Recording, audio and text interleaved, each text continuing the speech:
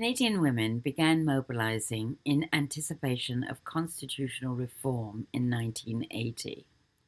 After a series of mass actions, conferences, and lobbying, women across Canada were successful in achieving significant amendments to the Section 15 equality rights by January 1981. Between 1982 and 1985, women worked to get additional provisions added to the Charter, which were needed to guarantee equality to male and female persons. These were eventually accomplished with the acceptance of Section 28, which together with Section 15 established women's constitutional right to equality. Nancy Ruth, Linda Palmer-Nye, and Marylou McPhedran talked to Rise Up about the importance of the struggle and also explained the importance of Section 15. So welcome everybody, and thank you so much for agreeing to participate in this Rise Up interview of this very important topic, women's equality and the Charter of the Canadian Charter of Rights and Freedoms. So let's start with you, Nancy Ruth. Can you introduce yourself? I moved to Toronto in 1978 and ran into NAC and all its anxiety about the possibility of the repatriation of the British North America Act and a possible charter. I got involved. Okay, and Linda, do you want to introduce yourself? Say a few words about yourself. Well, I'd probably start with being the co-coordinator of Women for Political Action. At the time, all of this event blew up to some extent. And we were working already with women, helping to, prepare them for office at any level that they were interested in. So we were pretty busy with political issues at that time to prepare them for the answers that they would need. And other than that, I also was working with CCLOW, the Learning Opportunities for Women Canadian organization, because my background as a teacher led me there. So, and we ended up presenting to the hearing. So that was probably my biggest tie-in at that point in the 70s. Everything started to happen in the 70s. Okay, thank you. How about you, Marylou? Can you introduce yourself, please? Go ahead. Yeah, you can hear me okay? Yeah. I had quite recently graduated from law school in Toronto. I'm born and raised in Manitoba, but I went to university and law school in Toronto. I had been at the Women for Political Action dinner, which followed a study day at Toronto City Hall that was facilitated by Doris Anderson and her legal counsel, her primary legal counsel, Mary Eberts. And I had just been captivated by what they were saying about what the importance of the new constitution was going to be for women. And that night was the dinner. So that was the first time I ever saw Linda Ryan Nye, one of the co-hosts for the dinner. And at the dinner, the keynote speaker was the then Minister for the Status of Women, Lloyd Axworthy. And it was truly offensive, the condescending way in which he responded to women in the audience. Okay, so who was there at the beginning? And Nancy Ruth, why don't you start with this? I maybe you could provide us with the background to what was happening with government. What were they proposing that was going to be so detrimental to women? Trudeau was repatriating the British North America Act and proposed a new Charter of Rights and Freedoms. And in it, part of the Equality Clause was based on Diefenbaker's Bill of Rights. And that had been seen by various legal cases like Bliss as insufficient. women did not win under it. And so women were concerned this was not good enough. And as a result of that, Linda and I and others called the Cow Cafe meeting, and we all met. Okay. So, so that was what was proposed, was the Bill of Rights, right? This is the original. Something similar to it. The charter. Something similar to it, right? And all the experts that had been asked about it, of course, were men. There weren't any women's voices in that discussion. I think you need to start very briefly with the fall of 1980.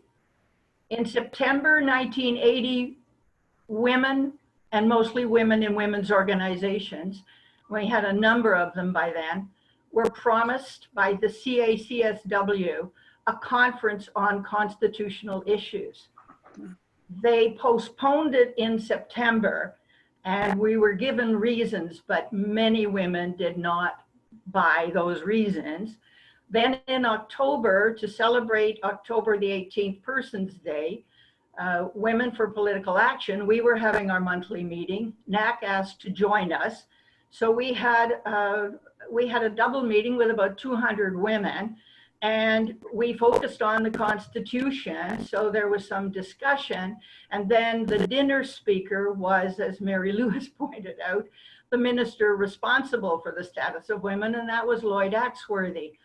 So we had had a chance before dinner to really come to terms with the major issues in this Charter of Rights, which seemed to be the 1961 Bill of Rights, with Bill of Rights scratched out and Charter of Rights written in. And our biggest concern was that this was now going to be probably inside the Constitution, and therefore more powerful than the Bill of Rights, which had never been any useful, never proven any usefulness for women. So what happened at that dinner was that I asked Mr. Axworthy for his speech, and he told me he was going to wing it, his words. During the speech, he asked these 200 knowledgeable women, worried women, to take a leap of faith. And that was the beginning of everything, I think. So, and then in November, NAC and a number of other organizations went to the hearings and presented at the hearings, and those hearings were televised. And as I mentioned to you, to watch, to see the expertise of women and in their presentations was just, it was such a moment of being proud and being very moved by how much we knew and how much we knew what we needed. So when Harry Hayes responded to NAC's brilliant presentation with, well, if all you girls are working, who's looking after the babies? That, on top of Lloyd, gave us our two men to, initiate a lot of anger.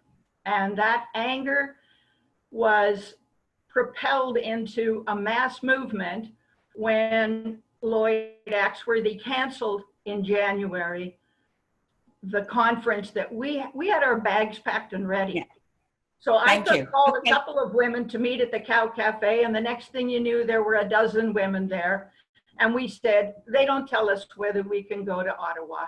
And we said, we'll go to Ottawa, even if there's 20 women. Thank you, Linda. And that was it. But I want to reinforce how Linda described the importance of the dinner in October of 1980.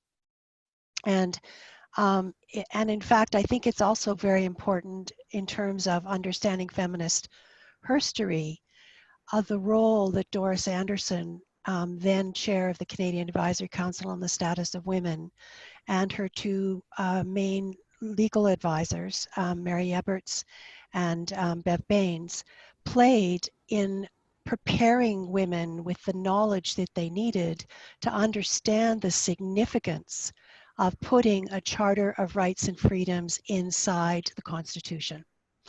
And the other context that's important is to remember that exactly this time was when American women were about to lose their latest attempt to change their constitution and to create an equal rights amendment in their constitution. So that heightened our awareness for many of us, and then the knowledge that was shared by Doris Anderson across the country made for a very informed activist movement potentially. And I remember very well Kay McPherson taking me aside and saying, the moment you get to Ottawa, when are you going? I said, I could go tomorrow. The moment you get to Ottawa, you need to call a woman named Pat Hacker. And that was what in turn led me to the ongoing involvement with the conference in 1981. Linda has mentioned the NAC presentation when Senator Harry Hayes, who was co-chairing the joint constitutional House of Commons and Senate committee, which was in fact the first parliamentary committee ever to be televised in Canada, and they had millions of viewers. So the way in which this rippled throughout the country when Harry Hayes was so condescending and dismissive towards the women at that meeting, I was sitting right behind Lynn McDonald, then the president, because I had gotten into Ottawa and had heard about this and had contacted someone, and they told me to come down to this hotel because they were preparing their presentation and nobody was a lawyer. So we worked through the night on the NAC presentation. And so I happened to be physically present in the room when Harry Hayes made that statement. And it had a tremendous impact on me as a young lawyer and completely changed the course of what I decided I needed to be doing.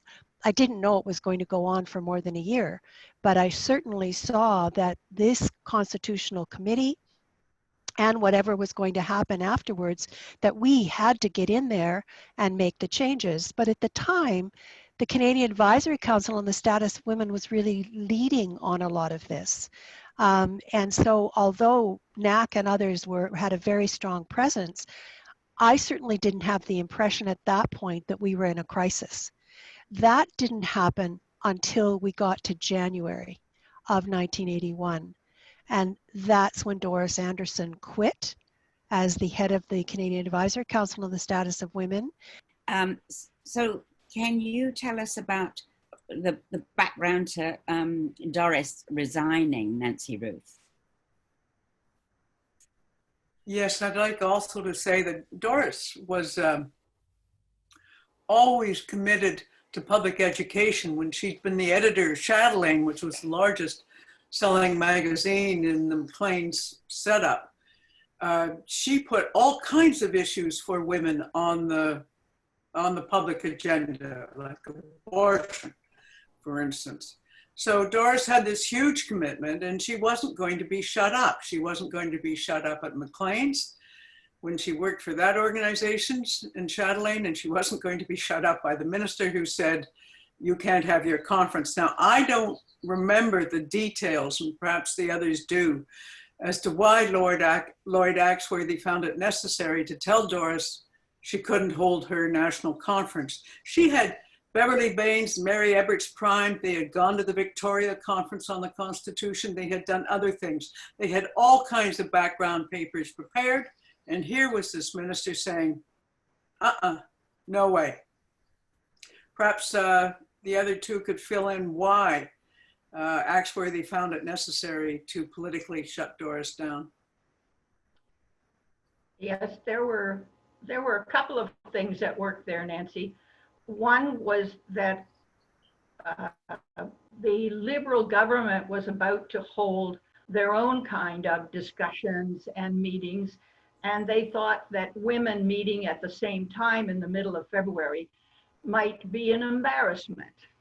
And if they'd let us have the quiet research kind of conference, we probably would never have been an embarrassment.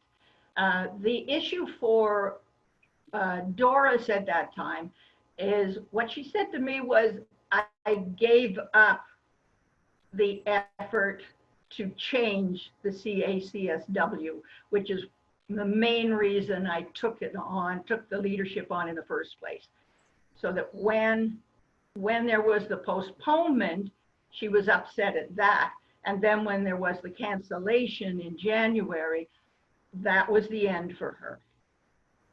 Mm-hmm. And between, so there was a whole year of organizing before you actually got the changes to the wording, right? That's not really correct. The organizing happened in an incredibly short period of time, and it's part of the miracle of ad hoc that it happened. And I think a lot of the preparation that Linda was describing in 1980, but the actual lobbying, focusing on changing the charter, was like this amount of time. Yeah, it was 3 weeks. Now, what went on? The conference. What went on for a year or so, Sue, were the efforts by CACSW to do good research and prepare good research papers. And also you had all of these women's organizations. There were about 20 who ended up appearing before the Joint Senate House of Commons Committee. And we were all busy writing our briefs and seeing what changes needed to be made. But the actual ad hoc conference was in fact ad hoc. It was done between about January 21st and we decided we would have it on the same day because we felt that we should be able to have our conference when we were promised it. Mm-hmm. And we actually thought there might be just a couple of dozen women. Okay. So what was decided at that conference, Marylou? Can you tell us that? Yes, I mean, and again, I really mean it when I say that this conference was a miracle in itself. First of all, there was no funding. Second of all, we really weren't welcomed in any way by the government of the day. And it was NDP Pauline Jewett and Conservative Flora MacDonald, who were the primary, and one Conservative Senator, Martha Beelish from Alberta, who stepped up and used their parliamentary privilege in order to secure a meeting place for us. And indeed, it turned out to be exactly the same place as where the Joint Constitutional Conference Committee had been meeting. And out of that miraculous day, with tremendous amount of dissension and different points of view and long lineups at the microphone, and it was co-chaired by three of us who kind of moved in and out of the chairing, French, English, highly spontaneous. We actually ended up with an 11 by 14 inch legal sized piece of paper with resolutions. And those resolutions were voted upon and accepted by consensus by the end of the day. And that became the guiding document for those of us who stayed on and lobbied, Linda and I being among them. And that lobbying continued on day after day after day. And that went right through until from the conference on February 14th, right through to the point at which we actually got a call to go to the Department of Justice building and to sit down with government lawyers to look at drafting the equivalent of an equal rights amendment to add into the charter. And that was largely a result of the lobbying that we did with each of the political caucuses after the ad hoc conference. And we traded off different organizations, sent in volunteers who, again, not funded, who found a way to stay in Ottawa if they weren't from Ottawa, to be part of that really daily lobbying effort on the Hill. It was a really interesting thing that happened after the ad hoc conference. For the ad hoc conference, what we had opposition members of parliament, senator, and some of their staff. who guided us and launched the lobbying process. But because we were lobbying and we were inside the Parliament buildings and the offices, what started to happen was that staffers in different government, MP's office mainly, started to quietly approach us, hand us telephone numbers.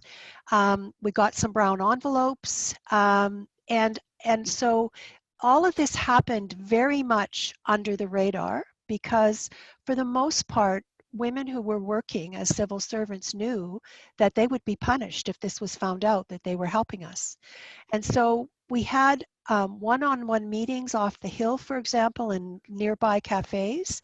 And we had many of those staffers would say, no, no, no, don't emphasize that. These are the points that they're talking about in caucus. So you need to speak to these points. So it was invaluable, but we couldn't give credit to anyone because they were at risk. Okay, so what happened next then? On the inside, we had all of those great women in government and in the civil service that Marylou is talking about. And on the outside, we had a mass movement behind us. I can remember going into the first lobby meeting and feeling like, even though I was only there with a couple of other ad hocers, I was really there with about 1,300 women who'd shown up on their own dime, you know, for Saturday's meeting. And all of the women who'd written in sent sometimes a dollar bill. It's all I've got, but go for it. And to know that you were supported in that way, you understood this had nothing to do with, you know, a few of us or even just the 1,300 at the conference. It had to do with Canadian women saying that this is our constitution too. And we need some changes so that it'll work better for us than the Bill of Rights and the Constitution has worked for us in the past. So can one of you tell us about what changes were needed and how you went about getting them? I mean, it's probably in the wording of the charter, right? Can somebody explain? Marylou, maybe you. Can you tell us what actually was it about the wording of the charter that made it difficult for women to be recognized as equal? And what did you do about that? As Linda pointed out earlier, the charter, the draft of the charter that was being considered by the Senate House of Commons Joint Constitutional Committee had exactly the same wording on discrimination as was in the Canadian Bill of Rights. And every single woman who brought a case under the Canadian Bill of Rights lost that case, every single one. So there wasn't a shred of doubt that this was not going to help. And also, as Linda mentioned, it's embedded in the Constitution. And we were seeing American women lose yet another battle to try and get an equal rights amendment. So we understood that we had to change the wording, and the ad hoc resolutions were very clear that the wording of what became Section 15 in the Charter, which was headlined the same way as the Bill of Rights had been. But one of the big successes that happened before the ad hoc conference in February was that as a result, largely, of what women presented to the Joint Constitutional Committee, including NAC, and I would say in particular the Canadian Advisory Council on the Status of Women, because of the extent of the legal expertise that they were able to bring to making the parliamentarians, and in particular the then Attorney General Jean Chrétien, to understand the risk to generations and generations. So Chrétien, I think it was January 12th, announced that indeed he had been persuaded by these presentations and he would make changes to Section 15, which was the equality rights section. And that included changing the name to equality rights. And that was a specific recommendation of the CACSW. And so we went into the ad hoc conference about a month after that, knowing that it was possible to get these changes made. And so following the conference, having our list of resolutions, what we were told by the conference that, and we're talking more than 1,300 women who were at, women and men, but mostly women who were at that conference, that it wasn't enough, that somehow the equality rights had to be strengthened. And so we took from that, those of us who were doing the lobbying, that we either had to go back into Section 15 and add even more to it than what Chrétien had agreed to in the month previous, or we had to do the equivalent of a Made in Canada Equal Rights Amendment and get something added into the charter that was specifically about discrimination based on sex. And I want to make maybe a picky legal point, but it's an important point. Discrimination based on sex, not gender. That was not the terminology of the time, and that could have made quite a significant difference. The other thing that ultimately happened in what was negotiated, the drafting and the insertion of a brand new clause, was Section 28. And that is a very clear equal rights amendment. But it is an equal rights amendment that addresses male and female persons. And there are two significant aspects of that change. One, unfortunately, that covers corporations that are seen as legal persons. But better is that male and female persons, we pushed hard for that wording, and that was because we wanted to make sure that children, girls particularly, were covered potentially by the charter under that section. Lou, can you say something about the American 14th Amendment and the business of the sameness test and our wanting to have a difference test? So when you go to law school, one of the first things that happens is you are told about Aristotle, and you're told about the wisdom of Aristotle. But one of the most powerful writings, influential writings of Aristotle, was about sameness. And the measurement at that time in the United States of what equality meant was that equality applied to being the same. And that was the reasoning that was so dangerous for women under the Bill of Rights. And there were many cases that we lost, but the one that probably most powerfully demonstrated how risky that is for women was the case dealing with pregnancy and taking leave, the Stella Bliss case. And in that case, the court at the appeal level actually based their decision denying the woman equivalent rights to leave for unemployment coverage on the basis of her pregnancy, because they held that all pregnant persons were being treated the same, and therefore it was equality. So a lot of what went into changing Section 15 and feeling the need for Section 28 was to move Canada completely away from the way in which the United States had been pursuing bringing equality into law, because it wasn't equality in result. It wasn't actually the living of rights.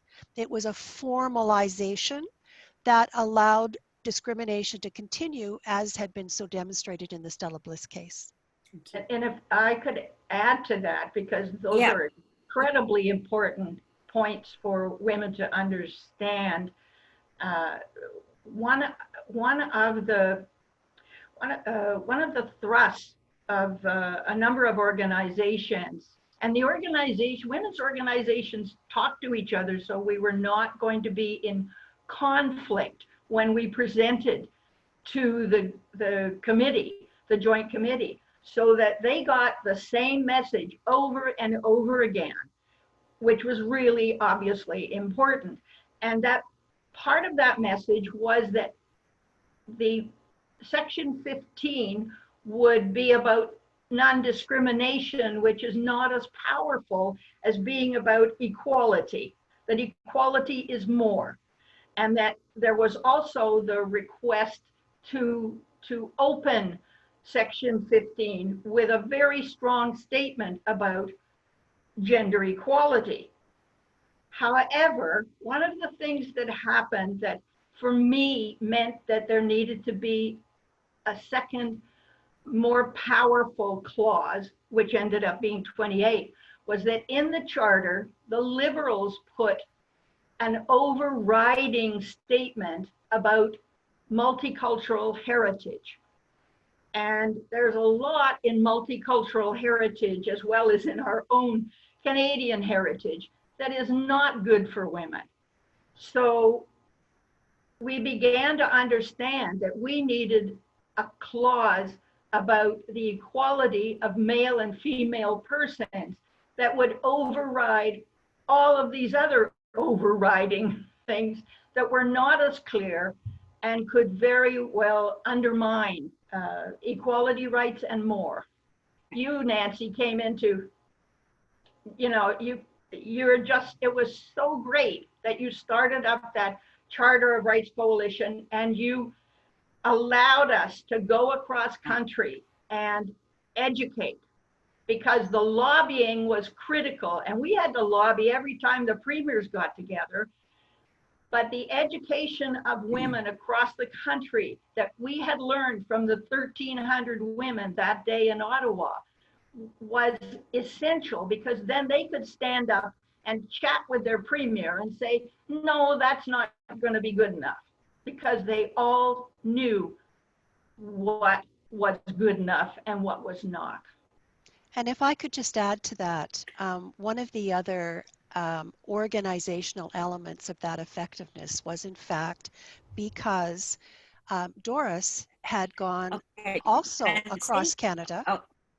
I think this is important to appreciate the capacity that existed across our country for the mobilization that occurred.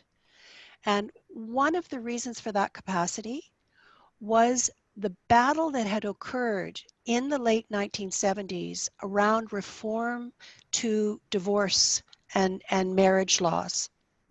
And in each province, I mean, most of the provinces and some of the territories, there were advisory councils, provincial advisory councils on the status of women. And then there was the federal. Many of them were shut down in later years, but they were active and they were, I would say, fresh in the imagination of people across the country.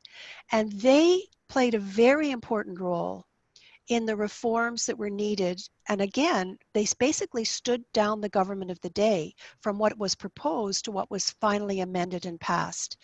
And so then you have Doris in 1980 going across the country, building awareness, coordinating and cooperating with these same advisory councils. And so by the time Doris quits, we have ad hoc in early 1981, there were many of the women that managed to pay their way to get to Ottawa for ad hoc were connected in some way to these advisory councils. And so when the mobilization started to build, there were very good linkages across national civil society organizations like NAC, like Women for Political Action, but there were also these quasi-governmental organizations that could actually access a lot of their government leaders, and that was part of their mandate.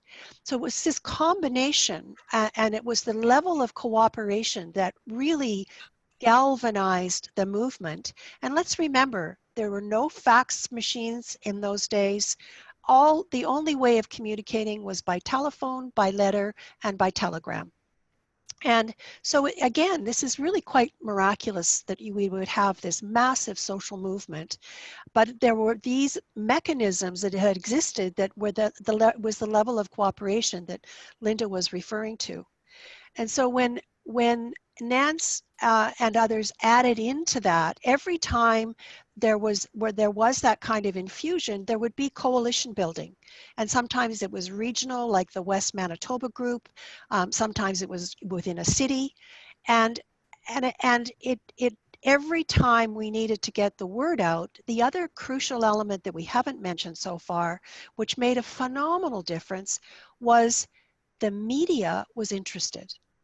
And women journalists were basically given license to write. For the most part, those who covered all of this were women and journalists, and some of them were very early on in their careers.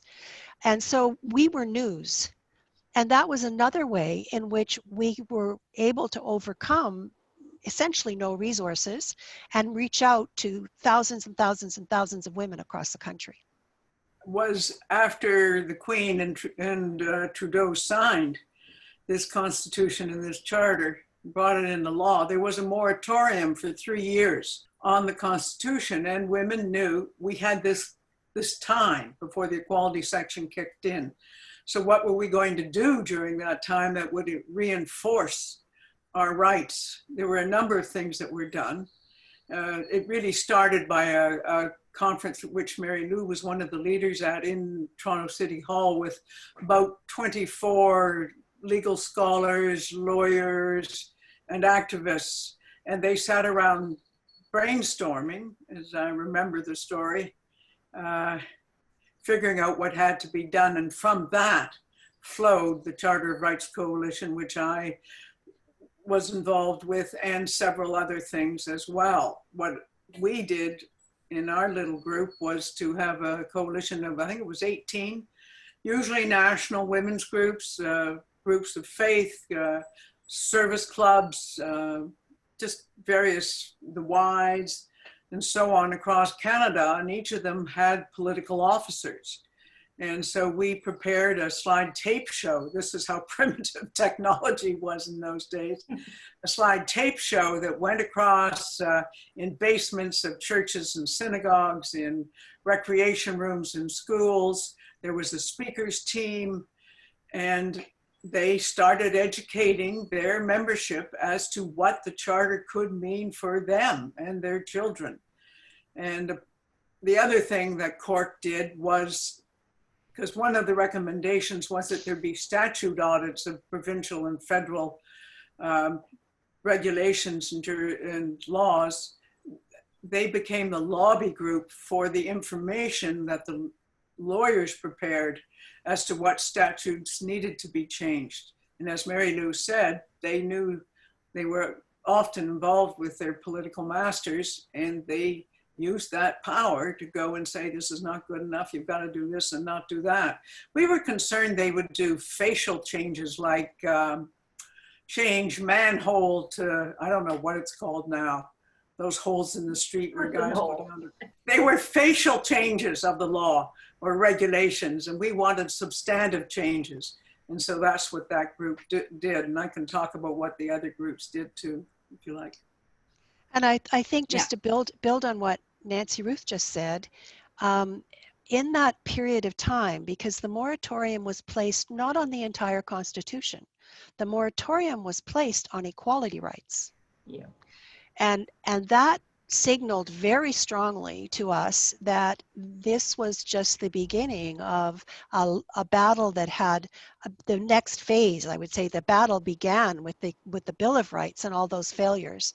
And then once we had a charter and it was entrenched in the Constitution, and this is another one of these brown envelope situations where someone inside the government actually came and told us that from a federal provincial meeting of premiers and the prime minister of the day, that they were very clear they had no intention of auditing the laws in the way that they had used as justification for the moratorium.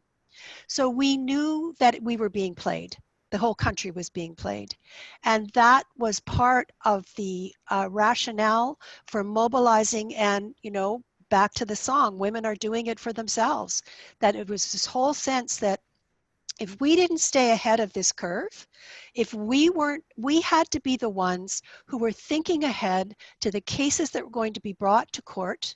We had to be the ones to develop the expertise. We had to be the ones to publish the first textbooks.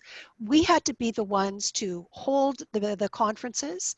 And in that same period of time, that 1982 when the moratorium started, and then when it was to end on April 17th, 1985, there was also all the organizing and thinking that was going into founding the Women's Legal Education and Action Fund to actually be in a position, as we were, on the very first day that it was possible, we brought 3 cases under Section 15 of the Charter. Sue, if I could speak to that from a slightly different angle, being the token non-lawyer, I guess, I want to literally read 2 sentences, that's all, from Penny Combs' book, The Taking of 28, because they are the 2 sentences that, for me, they're what I believe about what happened back then and what hopefully is going to happen again in the next couple of years. She writes in her introduction that women's involvement in Canadian Constitution making was a mass involvement, not the undertaking of a handful of women, as it has sometimes been portrayed.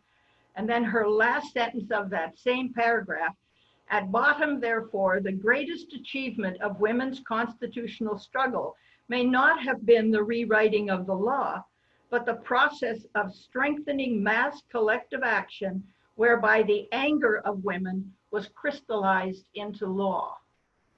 We were angry beyond, and in numbers beyond what we even could envision.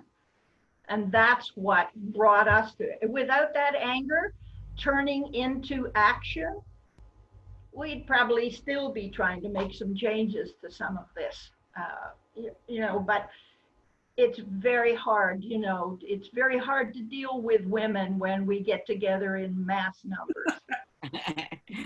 I'd add to that too, that the anger had been there for years. Yes. I mean, before all this happened, the Royal Commission on the Status of Women had come out, and that was 10 years prior. And those, to this day, 50 years later, not every one of the recommendations of that Royal Commission has been implemented by government. We still should be angry, and we still are angry. And we still are. Look at the Me Too movement. And let me bring that right up to today, that what we're seeing right now is we're in the midst of the COVID-19 pandemic. We've never faced any kind of economic devastation like we are facing right now. Yeah. And we have a national recovery plan that's in process, and nobody has mentioned and brought into that national recovery plan gender-based analysis plus. Even though that's a recognized now, developed, has a lot to do with Nancy's work in the Senate in bringing this in as an analytical tool, and it is not being used. No, and not only have we seen the effect of the economic problems on women, but the rise in violence against women is just, it's beyond, it's hard for the heart to deal with it. A few of us in Toronto, and now that we've got the internet beyond Toronto, are starting to realize that we have similarities today that we had back then, and one of the things that we're starting to talk about it with just a few of us across Canada right now is that if the world gets reimagined as it needs to, if it gets reimagined without gender equality, we're in more serious trouble than maybe we've ever been before. With gender equality in the new normal, as they've been called, there's a chance for climate justice, there's a chance for racial justice, there's a chance for gender justice. But without gender equality, I don't know what the future can hold for us. But the bonus for us here, if there is such a thing, is that in 1980, the Constitution of Canada was an umbrella that we could all stand under. It's my Constitution, it's yours, whether you belong to a party or not, whether you have an affiliation, whether you're a woman of faith or not. It was all our Constitution. And right now, this new normal belongs to all of us. And the last point I would add to that is the men didn't know what they were doing when they tried to repatriate or tried to patriate the Constitution. And that gave us pathways in that we discovered and took advantage of. And they don't know how to do this reimagining either. So if we can become part of that reimagining of the future, that would be the next greatest mass movement of women. Okay. So before you jump to today, perhaps you can say what difference you think the changes to Section 15 and 28 made in the lives of women today, since 1980 to today. Sue, can I just ask for some guidance? The guidance that I'm seeking is how you want us to, if at all, discuss Section 28, the Equal Rights Amendment, that was secured at the very last moment before the Constitution was finalized, and which became the focus of the subsequent battle and the whole remobilization of ad hoc that became necessary in November of 1981, when the Section 33 override clause was added in at the federal provincial meeting in November. And there are different points of view on 28. But when you invited us to speak with you, you specifically mentioned Penny Combs' amazing book. And that's what the book has a lot to do with, the remobilization all over again of ad hoc, months after the February conference. Okay. So can you say more about that, Marylou? What, this was an equal rights amendment, and yet you're saying it was controversial. What was the controversy about it? The controversy was about whether or not the Equal Rights Amendment, Section 28, separate from the main equality rights, Section 15, whether the override, the new Section 33 override that became the way to make the deal. That was how except for Quebec, that's how the premiers and the prime minister reached an agreement on the new constitution by adding in this Section 33 override. And the Prime Minister Trudeau, Pierre Elliott Trudeau, when questioned in the House of Commons by Pauline Jewett, who was one of the hosts for our ad hoc conference in February of that year, 1981, what exactly Section 33 override would cover, because what the override gave governments in Canada, every government in Canada, provincial and federal, was the right to override equality rights. There were certain rights that were protected where they couldn't override, language rights being one of them, but they could override any of the listed equality rights. So right away, discrimination on the basis of sex became something that governments could go, we don't have the money, we don't have the time, we just don't care. And it gave them that option, and all they had to do and follow the Constitution with this new Section 33 override clause was just pass a law and say, we're not going to do that. And there were some protections, but that's more detail than we probably need. So the battle, what ended up happening in November, the so-called November Accord, became all about Section 28. And it was a little difficult in some ways. We had some very intense discussions, strategic discussions about this, because we always saw 28 as the amendment that worked in tandem with 15.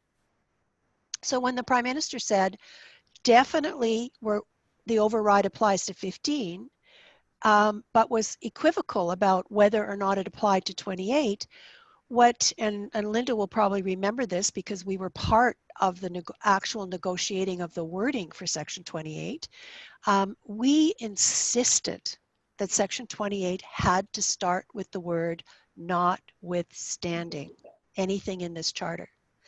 And by then, there was only, when they brought Section 33 in, it started with notwithstanding. So then we had two clauses in the Constitution, the only two, that were basically pitched against each other with exactly the same kind of override power in the wording. And so that battle, and it really was a battle that went from roughly November 5th when we realized the implication, and it was every day in the House of Commons and speech after speech and all kinds of remobilization. This time we had a woman minister for the status of women who was really on the side of women, Judy Arala. And but we still had only a volunteer network and had to convince not only the federal government, but enough of the premiers in the provinces to actually back off and leave Section 28 alone. I mean, we succeeded in the end, but it was right up to literally the last minute as to whether or not that 33 override would sit on top of all women's rights. And Sue, you were asking if it's what kind of difference the changes in the law and the charter have meant for women. I think probably anybody watching this video who cares about that probably has to look at LEAF, because that was the organization that was created to try and make sure that the courts came down on the side of women when they were dealing with equality issues, equality rights issues. But, you know, offhand, all I can remember is that some of the women lawyers telling me that the first people to try and use 28 and 15 were men. I mean, they're very good at this. But I'm presuming, Marylou, that LEAF finally and wonderfully had some great victories that would not have come without the changes to 15, and certainly nothing would have come without an overriding clause to keep their hands off our. So I really, really wish that that was true. It's more it's more nuanced than that. I told Sue I will share if they want to post. I've done a number of articles on this, academic articles tracking it all. So I won't go into too much detail on that. But really what this boils down to is that 28, and Linda, you were actually prescient at the time. You actually said at the time that 28 wasn't a hell of a lot to gain, but it was a hell of a lot to lose. Yeah. And that's actually the title of one of my academic articles, because the loss, you understood in that one sentence what was really at issue was that without that Equal Rights Amendment, without that overarching Section 28 clause, I don't think we have no way of proving what it actually did. But I'll speak for myself, and the other person that's done quite a lot of research work on this is Beverly Baines, one of the original lawyers for Doris in 1980, 1981. And of course, she volunteered and was our legal advisor for ad hoc as well. And Beverly Baines, more than any other legal academic, has tracked 28. And what it really seems to have been up until now, and we're talking 35 years, is a prophylactic. So you see, I know, pun intended, because everybody knows it's there. Everybody knows that very simple, notwithstanding anything in this charter, all the rights and freedoms herein are guaranteed equally to male and female persons. Basically one sentence. but it's very seldom been cited by judges as their reason for a decision. Whereas the interpretation of 15 and the use of 15 is all over the place. And there have been major losses for women, even with 15 and 28 in the charter. But I often ask, if you didn't have it there, if the judges knew that it wasn't there and it wasn't that clear and simple, would that have just given them all the more latitude to mess around with women's rights? And what you said about the use of, yes, of course. I mean, people who have resources are the people who do well under our legal system. And so we've got cases that are primarily about men. Some of them were very helpful to us in terms of developing the equality jurisprudence. And so 28, you were right about 28. We needed to fight for it. We needed to be there. It's almost impossible to measure just what kind of positive impact it's actually had. I'm going to put my oar in here and go back to what Linda said about being able to control the agenda. It was very difficult for us to do that because in those days, in the late 80s, it cost about $500,000 to take a case up to the Supreme Court. You had to, you know, make discovery books. You had to do all kinds of stuff. But one case I remember was the Globe and Mail, the Canadian newspapers case. The Globe and Mail decided it was going to challenge women. They wanted the right to publish the name of a woman who'd been raped and in all their media outlets. And Leaf was quite angry about it and went to court and said no. And that was one case they did win. But we didn't control the agenda on it. The newspapers did. And that was part of the problem that Leaf had. Now, Leaf has taken about 155 cases, in some of them in coalition with other groups, particularly the Disabled Women's Network and Aboriginal groups. And I would say about 55 of those 155 have been wins of some sort. Now, this changing in the law is like inch by inch or quarter inch by quarter inch. You know, you build on it. And so without Leaf, those things would not have happened. I mean, the increase in maternity leave as a result of Leaf's work.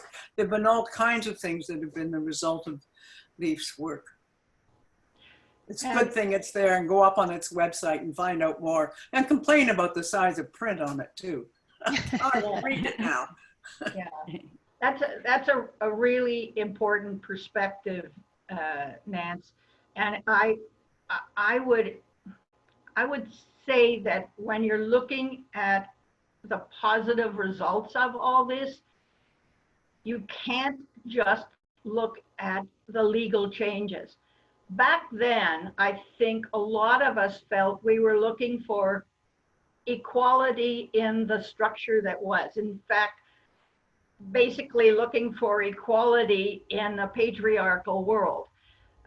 Now I think we're beginning to get excited about perhaps we could get equality in a post-patriarchal, post-pandemic world. But the fact that women, as women, we could see that if we stood side by side and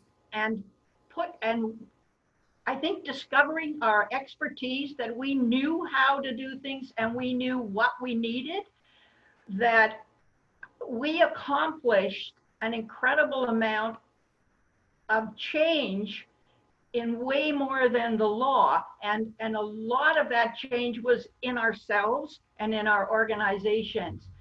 We actually fired Lloyd Axworthy. And Trudeau accepted that firing and he moved him because we said he was not being a minister responsible for us. And we did other things that didn't actually, it wasn't actually part of any changes in the law, but women across Canada were politicized in a way. And like Helen Reddy's song, I know too much to go back and return. And there are a lot of women still alive and kicking who know that we can do what we need to do if we do it together. And that's the hope. For me, it's not just the hope for women. It goes beyond women. I think if the women don't save the world, then I don't know if it can be saved with, I don't think it can be saved without us. So I'm hoping sure. we stand up again. And you see the Me Too movement, the Time's Up movement, women once again, when they learn that things haven't changed. I mean, we got letters that said, I can't believe in 1981 that this is the case for women. And now I can't believe in the year 2020 that this is where we are, that the violence is worse, that the economic ruin is worse, and that no matter what happens that's bad, it's worse for women. So that politicizing is very, very critical. I'd like to add to that by just referencing the generations that I call the charter babies. There's a definite difference between those of us who are all pre-charter, were adults at the time that we managed to make changes to the charter and to the Constitution. But now, and I spend a lot of my time with young people, and I have a very large and diverse youth advisory council for my Senate office, and they breathe the air of the charter. And that's not to say that they're experts on it, but it is to say that the way they view the world as global citizens, the way they expect opportunities to be equally available, the way in which for younger generations across the gender continuum, that they're very comfortable with gender fluidity, gender diversity, and their view of what they are entitled to, the living of their rights, is so much more developed, of course, because they're charter babies. Yeah. Everything that they've lived through up until this point in their lives, whether they're 8 years old or whether they're 22 years old or 25 years old, actually 35 years old, because I have a charter baby. I gave birth to one of my kids right exactly when the Constitution was activated and the charter became something we could litigate for equality. And so for those 35 and under, they're all charter babies. And it has shifted. What we also see in polling in Canada is that when Canadians are asked about the values, what does it mean to be Canadian, equality is always ranked either 1 or in the top 3 of the values that Canadians hold. Yep. Thank you. That's really, so we have mixed reviews, I would say, about the, the conclusions that we can draw from the constitutional changes. I'm just trying to see if anybody wants to sort of summarize what the story of this is in the history of the women's movement, and for the benefit of people in the future. I'll jump in. I think that that there is a generational difference. I think that the lens, the filter that we brought to the Constitution and the Charter in the 1980s, right all the way through, I would say arguably even today, is a filter of sex equality. So essentially women and girls not experiencing discrimination, negative discrimination that limits their choices and doesn't allow them to actualize their full potential. And we use an equality lens for that, and it's a sex equality lens. In my experience with younger generations, the charter babies, 35 and under, they use a very different lens. They still also have a lived experience. That's part of their measurement. What is happening? What are my opportunities? I think that we look now at Black Lives Matter and the expansion of that movement to Indigenous peoples and people of color, and examining systemic racism, which is very actively going on right now. in a way that we haven't seen before in Canada at the level of both street activism, but also thoughtful commentary and to some extent research. But the lens that they're using is a lived equality lens. And it applies to everything. And it's very seldom a sex equality lens now. Okay, does anyone want to? Say that Rosemary Brown, who was a Jamaican legislative member in British Columbia, used to say that until race and gender had made it together, there would be no equality. And I sit here in Black Lives Matter right now, and I have 2 Black godsons, and I listen to the press night after night after night, and there is nothing about gender in it. What happens? I mean, I'm going back to Linda's point that in this rebuilding of the new economy, and Marylou's about where is the GBA plus? Why is it that women are somehow almost forgotten? That is my perception of what is going on in COVID-19 time. Yeah, And absolutely. I like it. Absolutely true, Nancy. Not only are we finding ourselves more invisible than we would hope for in 2020, but we're suffering more than anyone, more than the other gender, from, as I see, like the violence and the economic issues for women now are they're just beyond the pale. And I think that what we have to do is find the way to make sure that the recovery, it does begin, or at least have some, that gender equality has some equality in that reimagining and that recovery. It's very difficult. I listened to a woman the other day, an American woman who works on, a Black American woman working on the issue of violence against women. And she said, you know, we have to find a way to make sure that things don't just change for Black, Indigenous, and people of color. They have to change for women, and it's not going to be easy because Me Too and Time's Up have disappeared off the table, and Black Lives Matter, right? And of course, the COVID is front and center. So we have some work to do, and I think all of us at every age, I think we need some mixed age, mixed race groups of women. You know, the younger women that I work with occasionally, sometimes I think they're just fascinated with a little bit of, you know, the elder position.